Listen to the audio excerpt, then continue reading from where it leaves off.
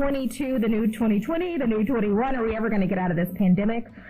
What is the importance of this moment for myself and my family when it comes to our health? And where can we find our health in this new 2022, moving forward, moving hopefully away from COVID-19? Do I need to get boosted? Have I gotten boosted? We're going to be talking about all of these things and with real women talking about real health. All right, so let's open it up right now. I would like to start to my left. Could you give us 1 or 2 sentences? You have a huge bio, Dr. Chambers. They call her the period doctor if you follow her on Instagram. Tell us about yourself and about a sentence or 2. Absolutely. So my name is Dr. Charles Chambers. I'm an OBGYN, but I subspecialize in pediatric and adolescent gynecology. And yes, I have a social media presence known as the period doctor. Awesome. Amazing. I've heard you have to follow her. I'm following her right after we're done. And I'd like to turn it to you, Dr. Singleton. Can you tell us about yourself? I know you're from South Carolina. Yes. I'm from Charleston, South Carolina. I am actually Myra Haney Singleton. I serve as the Associate Dean for Student Affairs and Wellness at the College of Medicine at the Medical University of South Carolina. I also wear another hat. I am the South Carolina Conference Branch Women's Missionary President. All right.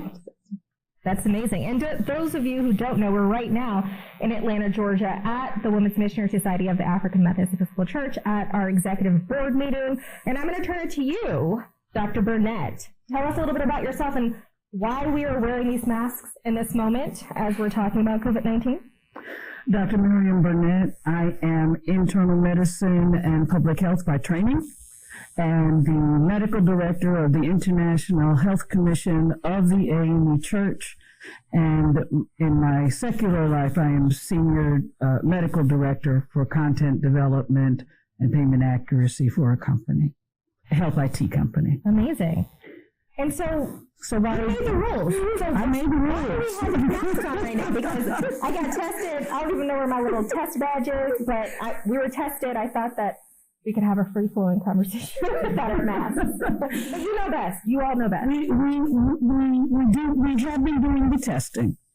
But what we do know about tests is they lag 3 to 5 days behind what we know to be the time we call the incubation period. I was just kind of searching for words to translate that. Mm-hmm. The incubation period is the period between exposure and developing symptoms, but those symptoms during that incubation period, a person can actually still transmit COVID. So, yeah. Even though we tested today, it is a reflection of what happened between Sunday and Tuesday. Got it. So we could have been exposed, and tomorrow I could turn up with a positive test. Correct. So me having this mask on is helpful because I prevent having to call you all and say, I'm sorry, I tested positive, now go do this thing all over again. Correct. Got it. Okay. Well, it makes sense. Unfortunately, there's many in this country that do not think that,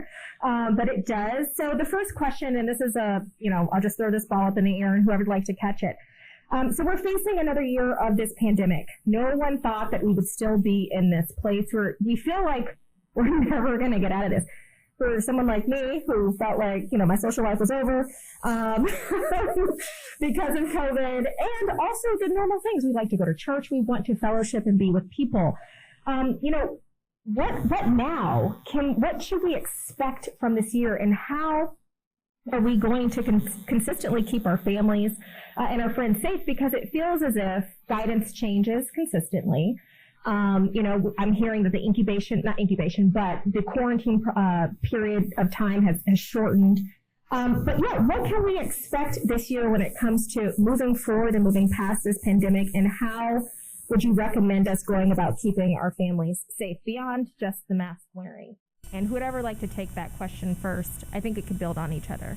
I think I can speak in general that people should expect continued changes.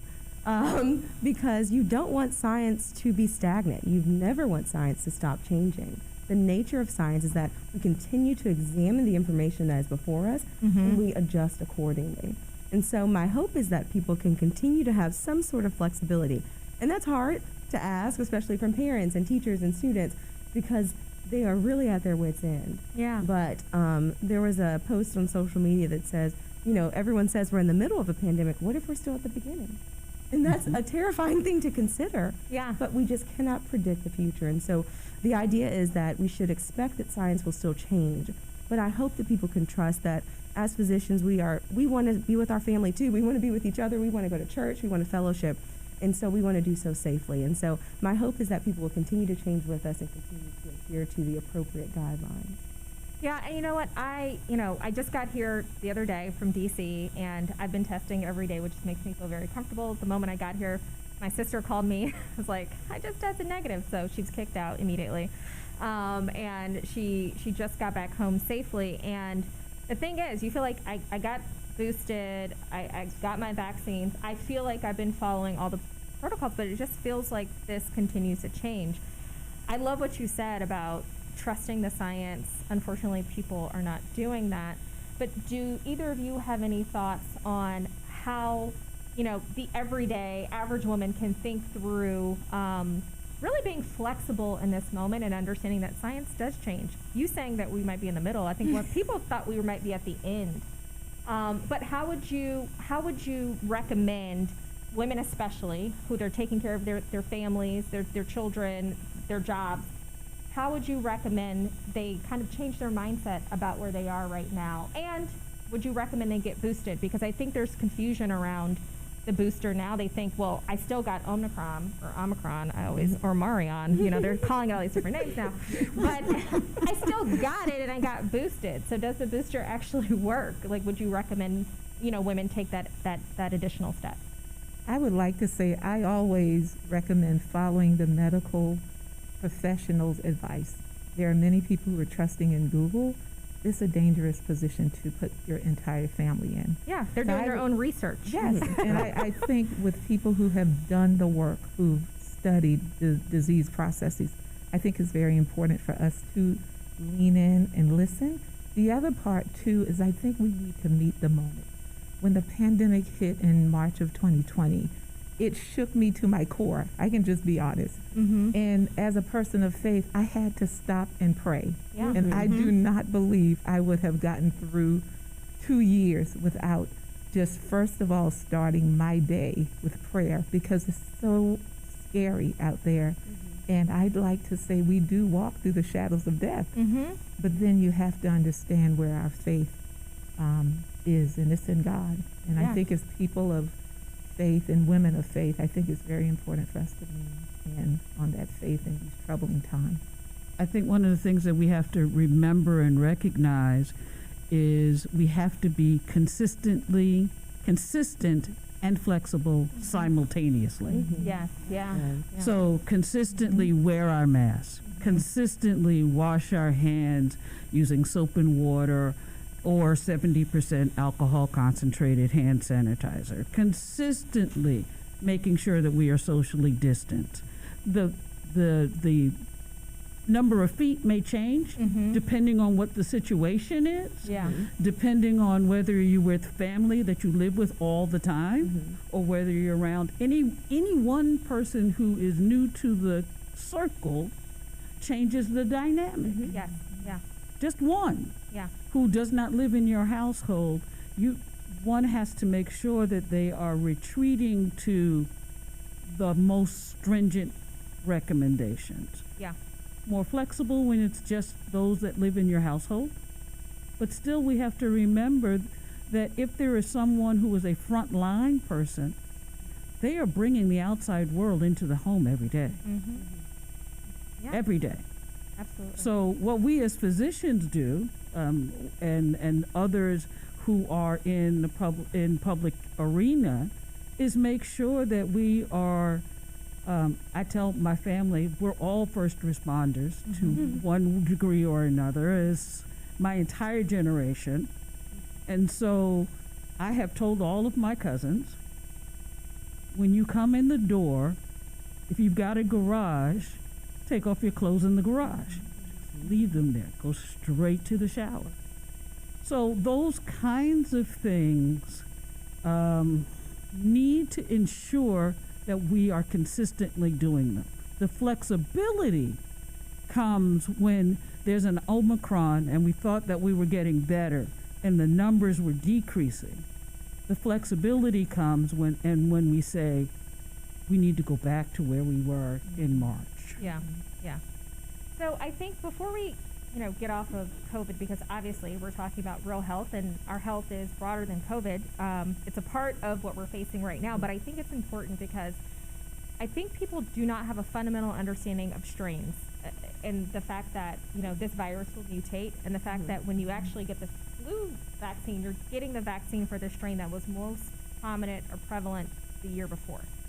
People just don't know that. I think it's the same thing over and over again. They do not understand it. So they say, well, none of this matters, none of this works because it's just going to continue to, to change into different strains. So none of the precautions that we're taking even make sense. Can someone just briefly explain We all look to you. why this virus mutates like every virus? Well, every virus, I actually had a refresher microbiology class with one of our clergy people, Amy, clergy person, is a virologist. Okay. And Dr. Ovita Fuller, who actually sits on the FDA advisory board for all of our vaccines. So she said to me, we have to ensure that because every virus mutates and there are variants, that we are keeping up with that. So the booster, as you said, like the flu vaccine, and I sometimes use the word shot because that's what common people understand. Yeah. So we have to be flexible again, enough to say, if they say that booster that we already had is not covering the new variant, but this one will, we need to be flexible enough to say the science says, the research says, and we have a sister sitting at the table looking at all of the raw data. Yeah. And when she says go, I'm first in line. Yeah. The Health Commission of the AME Church continues to put out that information in real time. Okay. So for AMEs and the world that has access to our information, if they follow it, they'll know where we're going. Absolutely. And we should follow it because I loved what you said about leaning on your faith in this moment. And if we are people of faith, we understand that God made each and every one of us. That's right. He gave all of us different talents and abilities and gifts. I am not a doctor. I'm not a researcher. I'm not a chemist. I don't know. That's not my gift and my talent, but I'm not going to disrespect it and tell you don't know what you're talking about. And I'm going to do my research on Google and Wikipedia. That makes no sense. If anybody does anybody have anything else to add to that? If not, we'll move forward and talk about some long-term health for women and other concerns that you're seeing. We know that you're the period doctor. So I can imagine there's a lot there, but what are some health and wellness tips you have for 2022 that will get us past just surviving, but thriving? There's one thing that I'm not ashamed to say. Look, I have a trainer. I try to go work out at least 3 times a week. I am failing when I'm on the road. I also have a therapist that I see every other week. That's all a part of my health. And I have good girlfriends that I hang out with. That's all of those things. But are there any other tips that you can give us that will help to kind of get us out of this slog? Because I think there is a underlining depression in this moment. Oh yeah. So yeah, anyone want to answer that? I like to call it the COVID fog. Oh yeah. I don't know if people can even describe it, but it has been a fog for about 2 years, but we keep moving through it. And when the pandemic hit, I think we all went home. And at home, it was a refrigerator. And I think when we're nervous, we tend to eat when we're not hungry. Yeah. So I think some people got fluffy during the pandemic. And so we are doing this partnership with the American Heart Association, and it's called the Move More Challenge. Oh, nice. And so it's just about getting up, moving, getting some steps in. And I like to just talk to real women. And I'm like, if you fell off the wagon and the wagon ran over you, get back up and let's do something. But just move a little bit. And you don't have to do the walking if you can't, but move a little bit in your chairs. and your shoulders and your arms. So that's really what I am asking a lot of my friends and family members to do. Just do a little bit more Just movement. move, yeah. Just But move. It's hard to get up and move sometimes, but once you do it, you're like, oh, I'm glad I did that. Yeah. The waking up for me is the hardest. It's the hardest part. Dr. Chambers, you have anything to Yeah, add? I agree. I think the challenge that I've seen, especially in my patient population, is we really were just quite stagnant. We just kind of sat there. We were sedentary. We were like, they said we couldn't go outside, so we'll sit down. And we'll eat, and we'll eat, and we'll eat a little bit more. And we'll be flexible on what our goals are, and maybe we don't need vegetables. Who knows? And so I think kind of shifting back to our foundation of good food, that's still okay. And then kind of being creative about the way we achieve that. And so my creative tips for just kind of the everyday person is utilize technology. So the ways in which I do that, I get my little groceries delivered, which is just amazing. It is an amazing thing that we're able to do that. Yeah. I recognize it's a privilege and that not everyone has access to that. It is a huge benefit to be able to have my groceries at my door, know that I did not have to enter into that grocery store and risk all of that. And I'm grateful for the folks who work there and for the folks who are willing to do it. But I can get my groceries and prepare that food at home and get those fresh vegetables and fruits and things of that nature. And then I personally created a home gym. Yeah. I said, I'm not going to this gym with all these people. It was too much for me. Yeah. And so I know that people were hesitant to kind of join together and go back to fitness classes and things of that nature. Work at home. Yeah. Create an environment where the barriers are removed, but you still feel safe. You still feel safe with your family and your friends. And as a frontline worker, I know that I'm probably the biggest risk, So even walking into that gym, I'm like, oh, there's germs. I am. You're the vector, germ. You are the germ. And so being able to create spaces where I'm removing these barriers and I'm able to kind of focus on my eating and my fitness by still feel safe. Yeah. Without, harming others. I think that's how we do it. We need to be flexible and really take control of the things we can control. I think that's very powerful. Yeah. We've been in this rut, okay? We know that this fog is going to be here for a while. Control what you can, and that allows us to do better. It improves our mood and our emotional well-being because we say we are controlling the things we can. Absolutely. And that moving helps, those are what, endorphins that you yeah. get? Yeah, Moving. absolutely. One question before I turn to you, Dr. Burnett, just to ask for some of our younger sisters and friends. So right before everything shut down in 2020, right? I saved some of my eggs. I probably needed to do it again to have enough. But I've had so many girlfriends talk to me about that because of our lives really being shut down in a way where we're not socializing. Online dating is terrible. I still look forward to getting married and starting my family, but we've had this bump on the road, and this bump is really real. And I'm really grateful that I was able to save some of my eggs before everything kind of shut down. Would you recommend, and I just don't think African American women think about that. First of all, it's expensive. Right. It was $14,000. I'm going to be very honest. Yes. Because we don't talk about those things.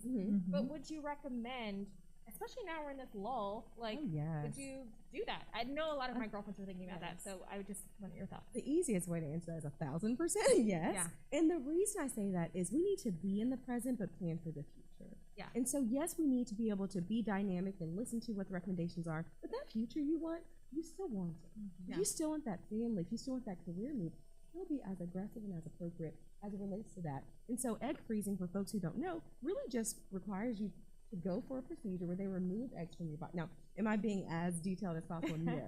You will need to talk to your doctor about that more specifically. But what it allows you to do is save these eggs. And so if you're 30 when you do your egg freezing, those eggs are always 30. They never age because they are frozen.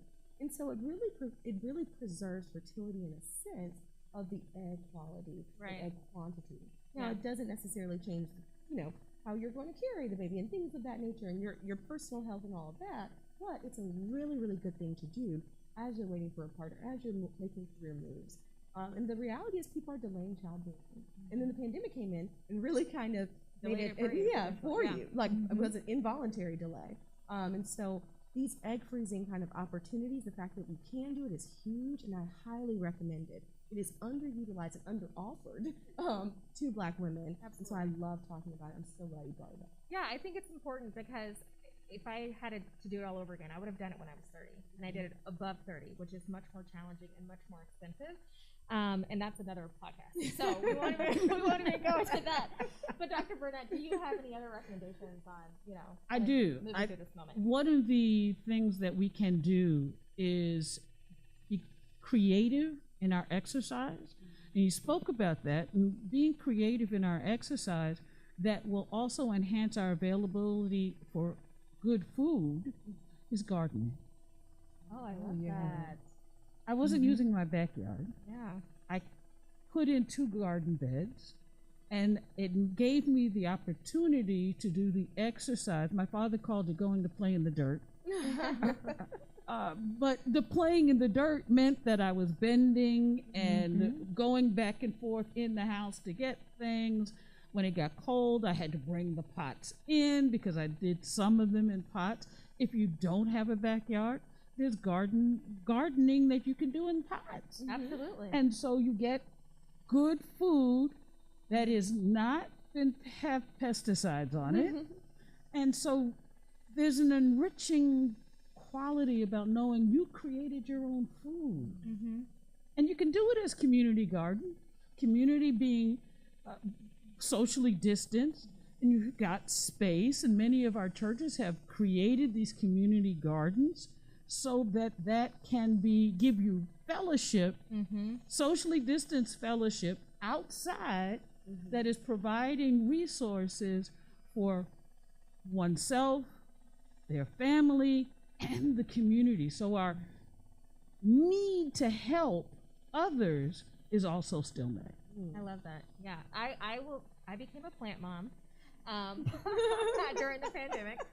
I have 6 plants, and my plants have grown. I mean, they're huge. And I started when I moved back home to Atlanta. I moved from New York back home to Atlanta to be with my mom because we lost my dad in 2019. So it made sense for someone to be there with her. And I took over her plants, repotted them, and I was like, I got to do this for myself. So when I moved to Los Angeles, I have all these plants. And it does something for you to watch a plant grow and you realize it's a living being, and look how big it's getting, and it does respond to love. And I don't have time for a dog. But I absolutely love the idea of churches, especially missionary societies, starting these gardens with at their churches, and that being a place for the community, because we are faced with food deserts, especially in our communities and Black communities. So I kind of want to stay there at food for right now. So, the gardening, you mentioned fresh foods and vegetables. Because I live in a place like LA, it's all trendy. So I'm juicing, I'm taking turmeric, and I'm doing all the things, and I do the immunity juices all the time. I'd love to hear your thoughts on on the right things to eat to protect yourself and really boost up your immune system in this moment. Either the things that you cook or supplements that you can put as part of your diet to help guard against COVID and just a regular cold and all of those things. I know there's even food that you can eat for your fertility. So I would love to hear about some of your tricks of the trade or recommendations on what people should be focusing on in their diets right now. One of the things that one of the things that's helpful is the Health Commission has a podcast on just that. Okay. Our executive director is a registered dietitian, nutritionist, lifestyle coach. Okay. And she created this video around boosting your immunity through food. What's it called? So people can watch it. Boosting your immunity through food. Oh, nice. Okay. It is. That is very direct and clear. Well, we had to try to get things clear. Yeah, absolutely. And so it's on the Health Commission YouTube channel. Nice.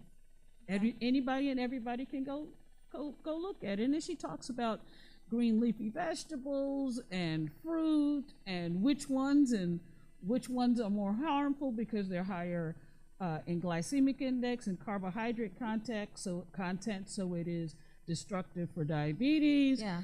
There are just 9,000 alternative ways to get protein without meat. Yeah. Oh, nice. Okay. All of that's in that video. It takes about 45 minutes to view. Okay. But the fact that it's on YouTube means you can start, stop, and keep moving. Right. You can pick some up and, try different things. That's one thing I know I did, and I'm sure people try new recipes because you're at home and you're doing more cooking, and I became a better cook probably during the pandemic. The other thing we have is a Culinary Rx. Okay.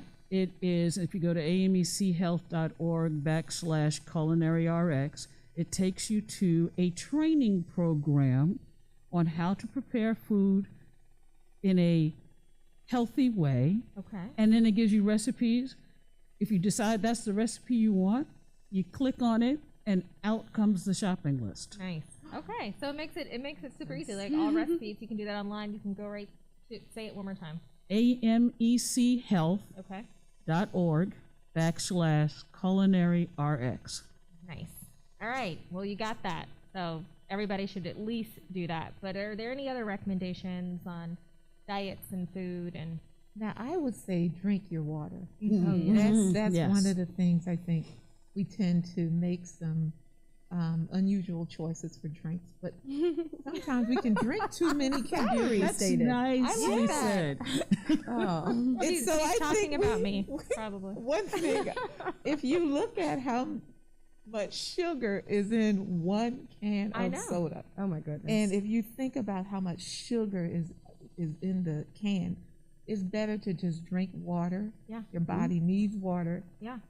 Once you get up, if you drink 1 cup of water at every hour of your 8-hour day, you've gotten your water. Yeah. That's right. And so And that sounds easy. 1 cup. Yes. It just at every hour. every hour, and then you're done. Yeah. But a lot of times we tend to just grab, and I think it's mindless drinking.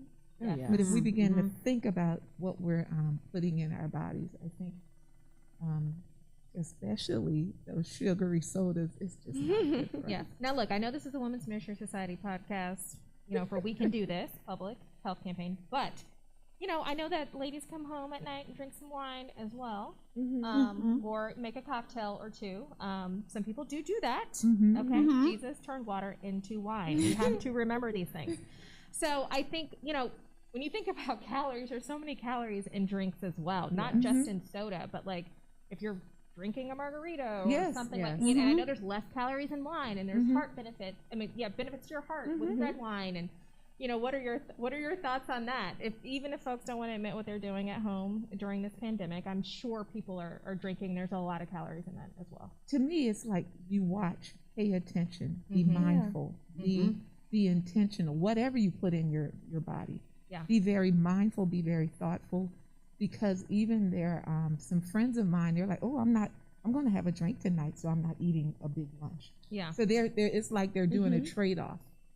But that is what people, I think, we tend not to think about when we're picking up anything to drink or eat. I think we have to pay attention to the content and what we're putting in our bodies, because it will cost us later on in life. In moderation. And I know that on the fertility front, doing a lot of drinking is not good. No.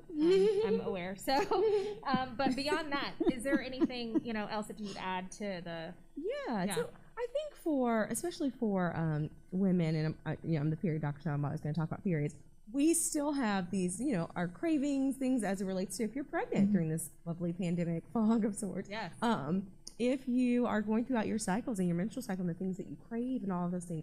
So my thought process is not to be so restrictive and so extreme that you suck all of the joy out of your life. Like, that is not at all what we want you to do. The mindfulness is important. But if you're craving some chocolate during your period or something of that nature, eat the chocolate. Okay, I'm not so extreme where I say we have to cut out everything and remove all joy. It's all about moderation, and especially for my teens. Teenagers are so they can be so critical of themselves and compare themselves so much, especially with social media. There was a study that showed that so many young girls are so unhappy with themselves because of the impact of social media.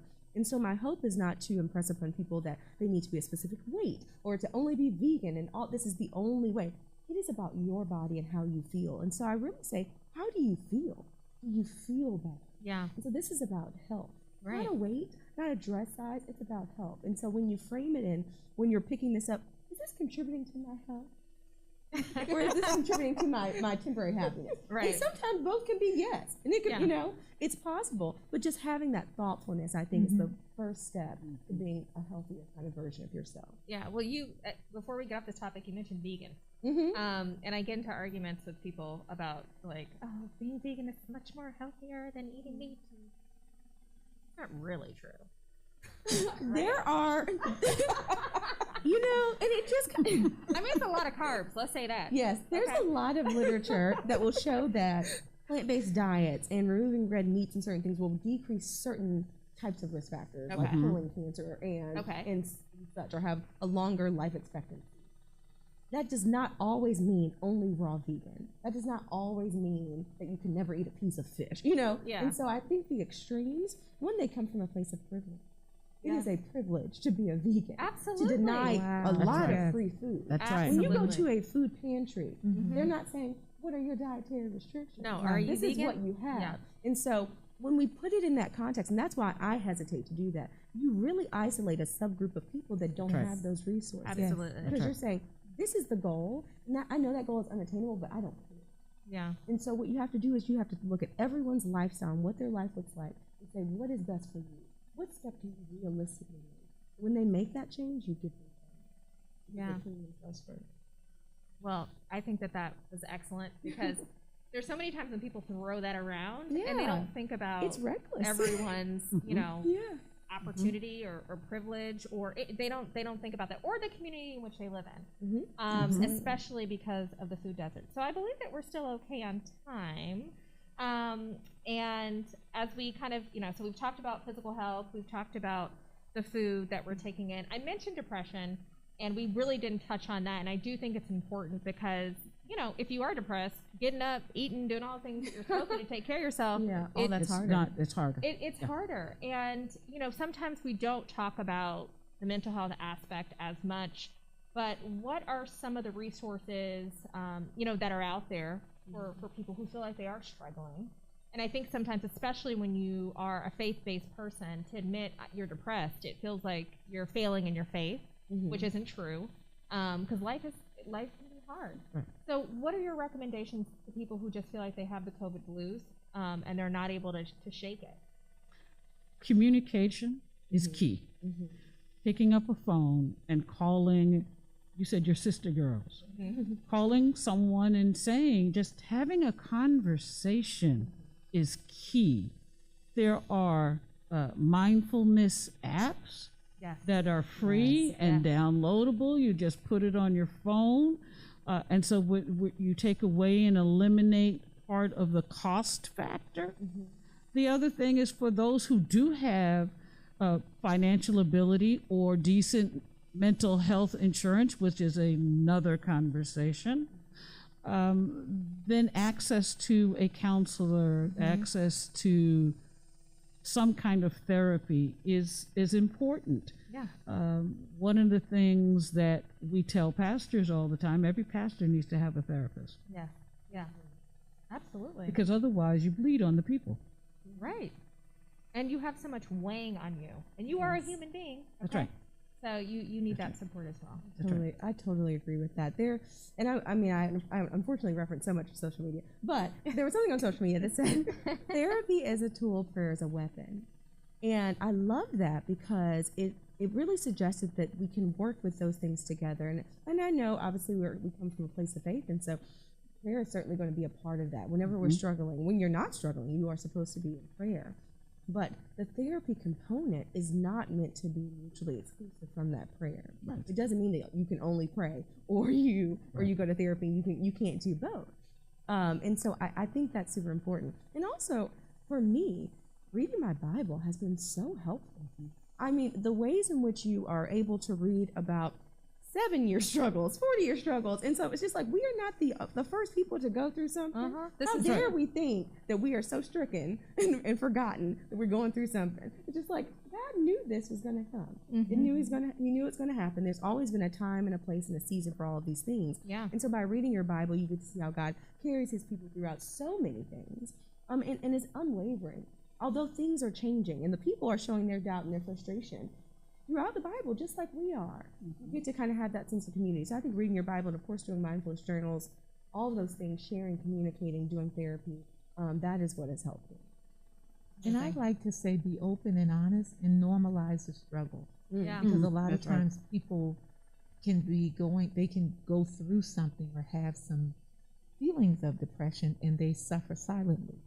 So I like to do a sister check-in So sometimes you just have to text people if you haven't heard from them in a while. Absolutely. And I think you just have to do a check-in and say, are you okay? Then are you really, really okay? And that's where you're opening up the dialogue to say, okay, if you can't get up in the morning, and you know what that whole invisible weight is, and you're laying in the bed. And one thing about COVID, work became home and home became work. It was hard. And I believe we can just come to terms with, I think we've all been struggling, but if we can't get out of that weight, we have to go to the providers who know how to help, especially with depression, because if you can get ahead of it, it won't turn into major depression. Absolutely. And I think, so you mentioned, everybody mentioned, different apps and things like that. I love the Calm app. You do have to pay for that, but they have amazing meditations. They have meditations on grief. And one thing we haven't talked about is the millions of people who've been lost to COVID. And so many families, especially within this community, this AME community, the Missionary Society, people have been lost to this disease. They've also been lost to other things, during a time where you cannot celebrate them in the way in which you would want to. And to me, that is so sad and depressing, and not to be in the hospital with the people that you love when they are transitioning, or not to have them home, all of those things. So it weighs on you. So I know Psychology Today exists. You can find therapists. Are there any other resources that you would point to for this space? I go back to the Health Commission podcast. Okay, great. Webinars. There are 5 on different mental health topics. Out of COVID, we have managed to create a mental health task force. Oh, nice. Okay. Task force, which is transitioning into a ministry. That ministry is going to be able to provide at every annual conference level counselors, mental health providers to do talks, one-on-one group sessions, one-on-one sessions or small group sessions, large group sessions. Ask the psychologist, psychiatrist the question, like we did ask the doctor the other day. So it has created an atmosphere where not only our psychologists, but our chaplains have come together to create a network of resources. That's amazing. And I think that people don't always know what's available. So it's so important that resource is available for everybody within the denomination and beyond. Is there anything else that you all would point out? There is something else. We cannot forget the children. Oh, absolutely. We are all connected to them in one way or the other. And as women, I think we are very sensitive. And I think when we're looking at children, very important to talk to them and not at them in this COVID pandemic. Yeah. Are you okay? They've been locked down. They can't see their friends. They've been trying to do homeschooling. That has been a terrible disaster for a lot of them. Yeah. But just having a conversation with them and letting them know we're in it together. Yeah. We're going to take one day at a time and just do the best. But I think as we deal with women, it's just we're usually the first ones connected to the children. Right. And I think just making sure the lines of communication are open to those children. Absolutely. You're doing my job for me because you're previewing the next podcast. No, I love that. I don't even have to talk about it. We're going to be talking about children, pregnancy during the pandemic, health, and more, much more. So I appreciate you saying that because it is important, and it's important enough for us to take some time to talk about them especially. Anything else you would add? Well, I think I totally agree. From a resource standpoint, again, being the social media person that I am, and I think my whole goal is to really show the good of social media. There's so much negativity. Yes, but my hope is that if enough good people with good intentions can leverage it, then maybe we can combat it. But I do feel like there's an opportunity on social media for mothers to find support for people with certain chronic illnesses that may have found support in their clinics and support groups and things. That can be virtual.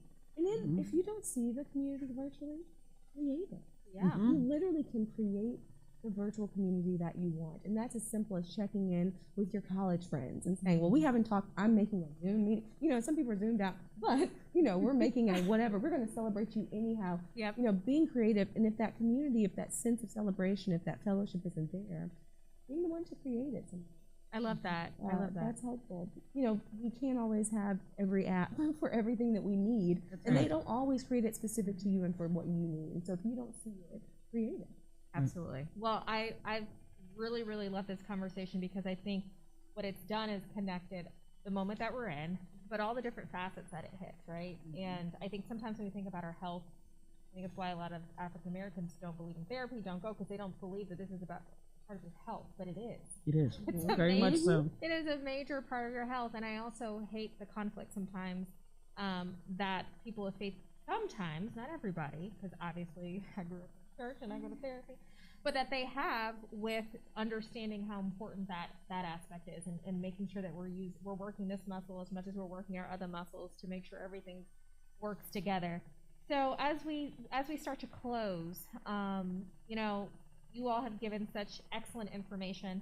I want to remind people watching and listening is a couple of different things, and then we want to hear some final thoughts from you all. Is one, you can now order your tests at home through the government. So now I've already ordered my tests. I maybe we can have a little Chiron down here. I don't know the exact call letter for that, but that's so important. COVIDtest.gov.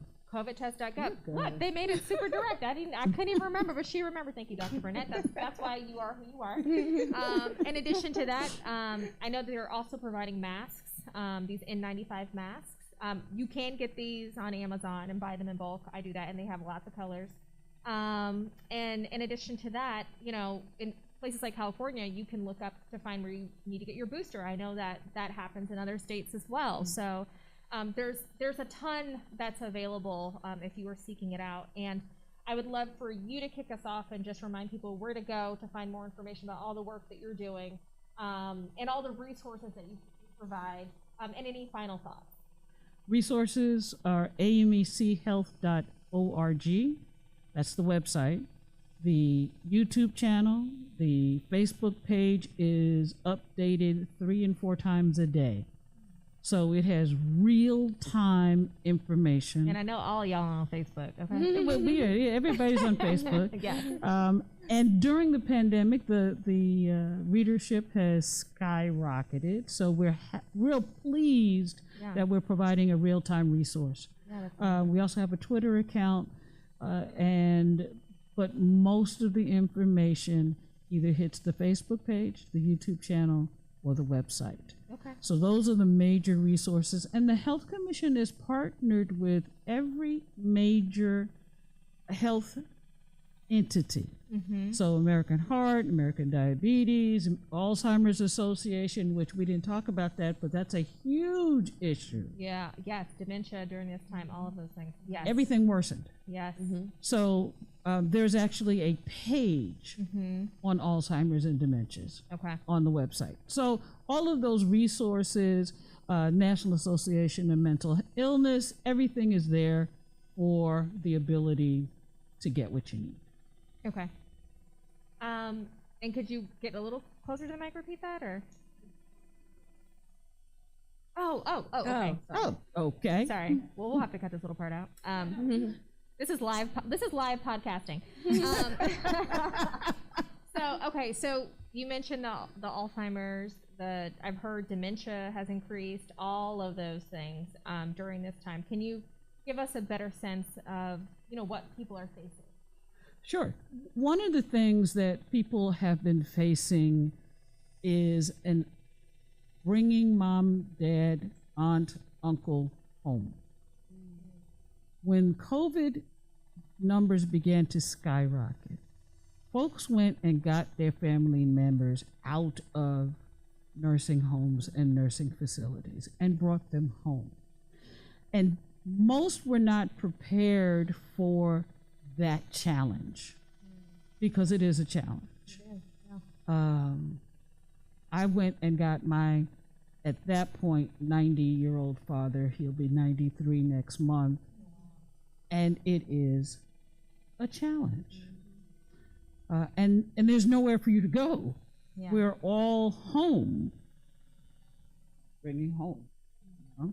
So one of the things that we have done is provide a relationship with the Alzheimer's Association that predates COVID. Okay. So just by 1 year.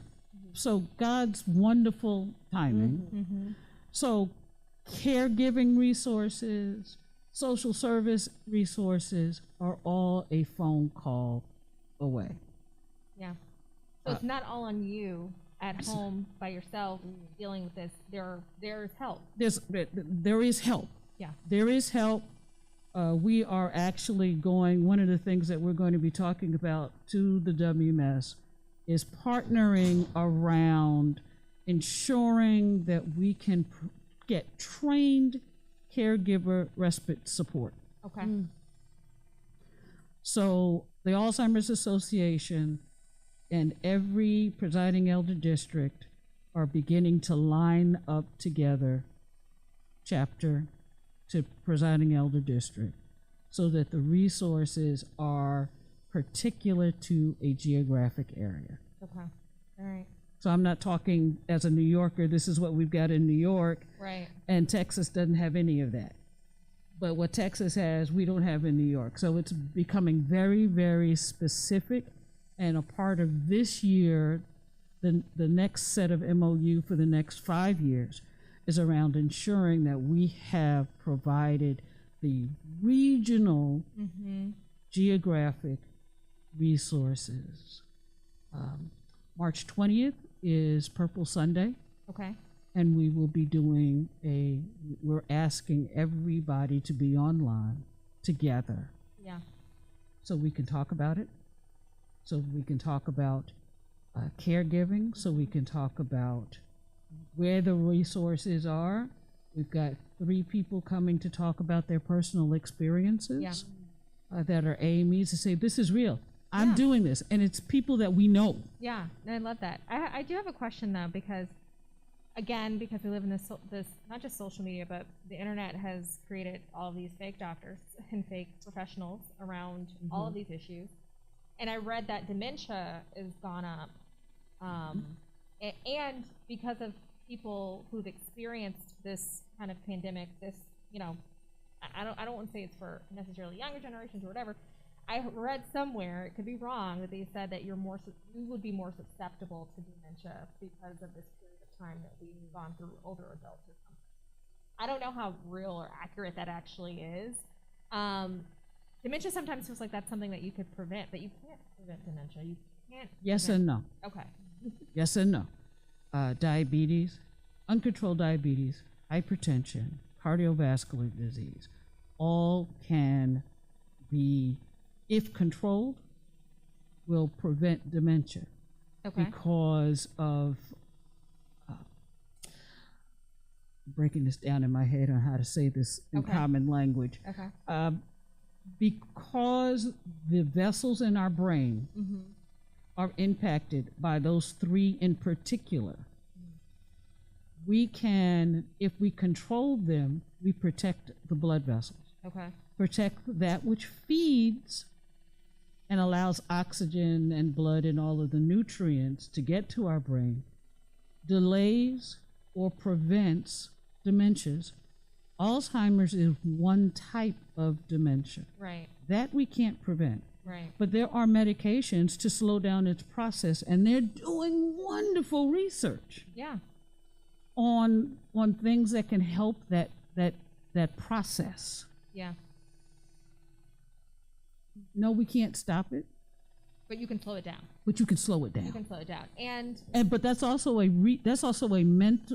medical resource with people who don't necessarily, doctors that don't particularly know what to do. okay. So we have to ask for a geriatric physician. We Okay. have to ask for a neurologist. Okay. Yeah. Something is off, and by paying attention more to our elders, to our neighbors, Yeah. we can catch things earlier. And that's the problem with us. We catch it later. Everything. Or we ignore it. We don't want to see it. We don't want to see it. So, yeah. We can't catch it. Yeah. Because we don't want to see it. Yeah. And then also sometimes I think it's fear. You're like, okay, I hope I'm not seeing what I'm seeing, and I really don't know what to do. And I think that sometimes, and after being in the hospital with my father, I realized that they don't always treat you by who you have around you sometimes, especially if you're not able to speak up for yourself.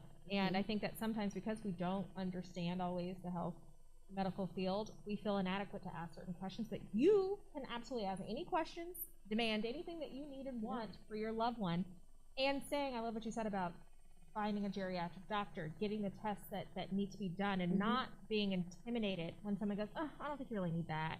I think you're okay. Get another opinion. Go to another doctor, right? And stand up for yourself and advocate for yourself. Yes. And your loved ones. And your loved ones.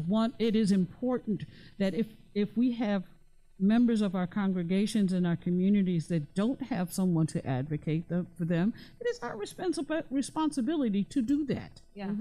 I spend a lot of time going in and out of hospitals or calling the hospital and saying, this is Dr. Burnett. I drop the Reverend. This is Dr. Burnett, and I need you to tell me why you have not done so and so and so and so. Yeah. And then they're like, oh, well, and they change it. The hospitals in my areas know me. If I walk through the hospital and I don't see what's supposed to be happening, then I'm going straight to the chief of medicine. Yeah, yeah. And they know that. And we have to be comfortable to do that, and not be afraid to stand up in those moments, because you have to speak up for those who can't speak up for themselves. So Alzheimer's is it hereditary? I mean, that. The best statement is that everything's hereditary, in the sense of if you have it in your family, your risk is higher. Right. But there's not a specific gene that you can identify to say that this is one test. I say I'm going to test for this. Got it. Okay. All right. And so, what are some of the signs if someone has their parent or an elderly aunt, whoever, family member living in their home? They're thinking, you know what, I've been thinking this. What are the signs of dementia? What are the signs that they should be looking for with Alzheimer's? I know it's different. Forgetfulness. You know, miscalling the names. No, my mom did that when we were 4, so we thought she was crazy. My mother never calls me the right name. Yeah, she would just run through all the girls. So it's not that specific, but just really a change in their character. So much so that even the person is often surprised, and that kind of can be the trigger. They're like, "I did what, man?" You know. Yeah. And so just kind of keeping an eye on that. It's not that you need to throw it in their face and say, "Oh, you're gonna go." Just saying, maybe documenting like, "Okay, this occurred and this occurred," so that when you go to a physician and present those concerns, you can't advocate for yourself. You say, no, this is 7 occurrences. Yeah, because everybody forgets where their keys are, and they get confused and lost. When it's or out sometimes, of character. Yes. When it's out of character for the person that you know. That's, and you want to help them in the moment. You don't want to alarm them. Right. At the same time, taking note, even so much so as writing it down. Yeah, and having can those help dates. you advocate when you go to your doctor at a later time. Yes. Changes in appetite Okay. are also is also a forgotten warning sign.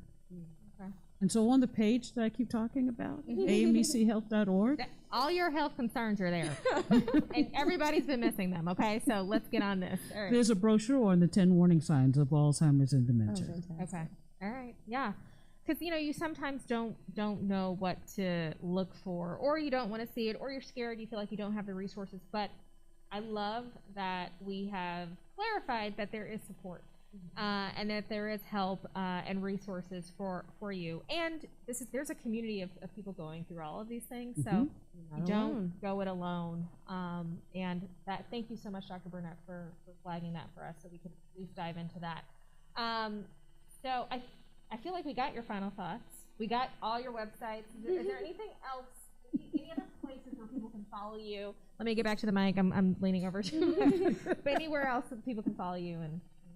those are the main pages. Also, I have my own nonprofit, Resource and Promotion of Health Alliance Incorporated. Okay. But I'll be honest, I've spent most of my time doing AME work. Okay. So Well, it that's is. because you're an AME, and that's what the AME people do. It's all about the AME church, which is great. So the Health Commission is always looking for ways that we can enhance the information that we have, Yeah. because we recognize that we are the trusted messengers. Yes. Yes, you are the biggest influencers in the people in your life.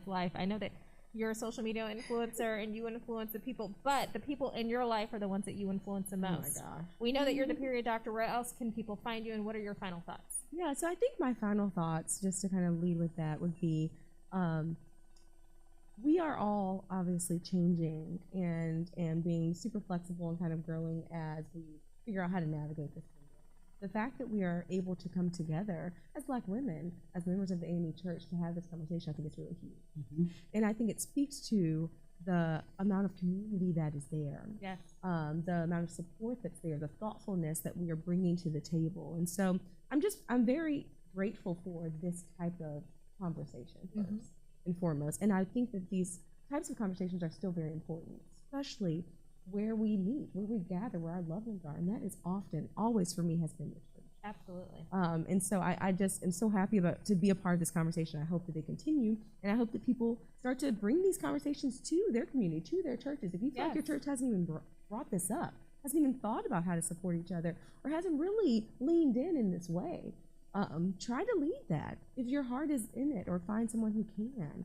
And then as far as like where I can be found, I have a few places. Of course, I work in Georgia, and I do pediatric and adolescent gynecology care there, which is amazing and so much fun. But I also educate on that because there are not very many of us. Right. And I think it's a really, really important need. I feel like if we can teach our young girls about their bodies and how to care for their bodies, then as they do interact with physicians throughout life, and as they have their own families, they will be that much better at advocating for themselves, and will understand themselves and their bodies that much better. And so that's my thought process. But I'm on Instagram at The Period Doctor, Twitter at The Period Doctor, and then my website is www.theperiod.com.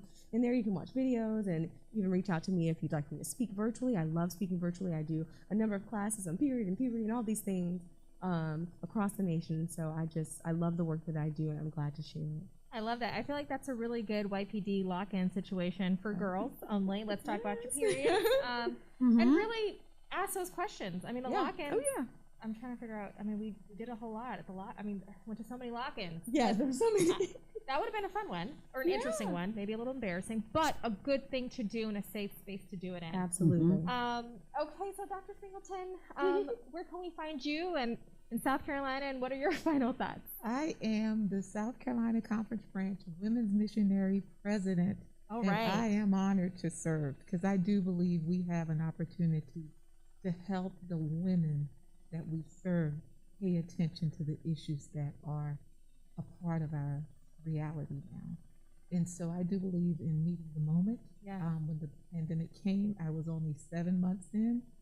We did not stop, but we created conversations about mental health. The next thing is the reality of dementia. Yeah. I had it with my mom. She passed away in April of last year. Oh, wow. But I can tell you, I've learned some things about the journey that I can help other people, especially with those moments when they don't want to behave. So but I understand the struggle and the reality. The other part of my hat that I wear, I work with the future generation of medical providers, medical students. And so you can find me at the Medical University of South Carolina College of Medicine, telling the future doctors they are good enough. We need them at the bedside because their patients are waiting. And so I wanted to just leave that we are better together. I am so honored to be a part of this conversation that must continue. It must continue. Okay, I just want to remind everybody where we are. This is the Women's Missionary Society of the African Methodist Episcopal Church, the oldest Black church, the oldest denomination, and need I say the oldest Black organization in this country. We can do this public education campaign. So thank you so much for joining us. We have many more topics. We might not come back to you this way in a podcast, but we're going to come back to you another way. We're going to talk about dementia, periods, eggs, all that. We have a lot. But to preview the next conversation, we will be talking about children during this pandemic. We'll be talking about all of the different things that you can do to ensure that you're moving forward in a more positive and strong way. And we'll be talking about pregnancy as well. So we hope that you tune into the next episode, and thank you for joining us. And thank you all of these beautiful Black women doctors who happen to be AME. I didn't even ask them what district they're from, but